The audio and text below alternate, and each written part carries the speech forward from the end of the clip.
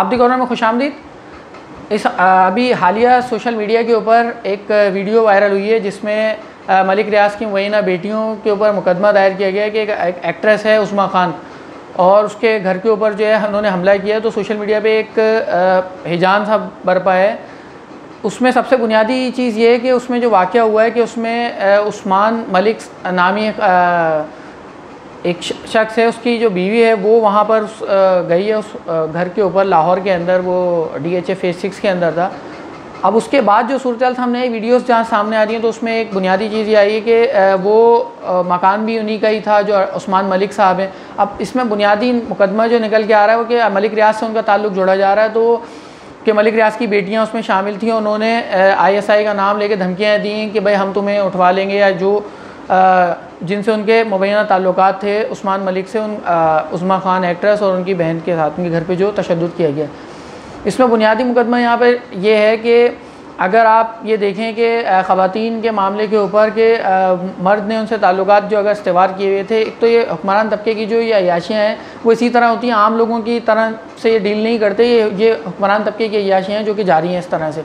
तो यहाँ पर बुनियादी चीज़ ये कि उसमें मर्द का नाम कहीं नहीं आया और औरत को जो है उनको दिखाया गया कि भाई इन्होंने गलत काम किया। तो मर्द असल जो कल्प्रेट था, जो मुलजिम है, जो मुजरिम है, वो मर्द था जो कि उस्मान मलिक है, जिसको कहीं सामने नहीं आया। दूसरा इसका पहलू ये है कि उसकी FIR भी जब दर्ज हुई, जब लोगों ने सोशल मीडिया पर आवाज़ उठाई कि मलिक रियाज के नाम के ऊपर ना कोई मीडिया चैनल सामने आता है, ना कोई मीडिया हाउस सामने आता है, ना कोई अखबार लिखता है उनके बारे में, क्योंकि वो सबको प्लॉट दे देते हैं या इश्तिहार देते हैं, तो वो सब लोग उनके क्या कहते हैं शिकंजे में।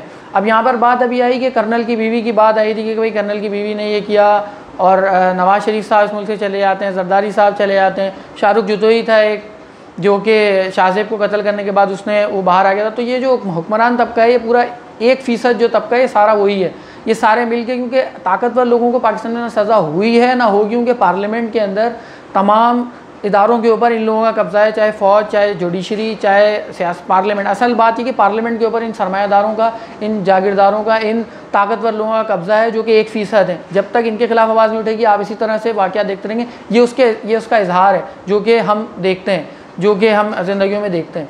तो ये जो अभी हालात हैं जो इस तरह के जिस तरफ जा रहे हैं, तो आवाज़ बुलंद करना बहुत अच्छी बात है कि लोग इसके खिलाफ आवाज़ बुलंद कर रहे हैं, इसी तरह आवाज़ बुलंद करते रहें इनके खिलाफ। शुक्रिया।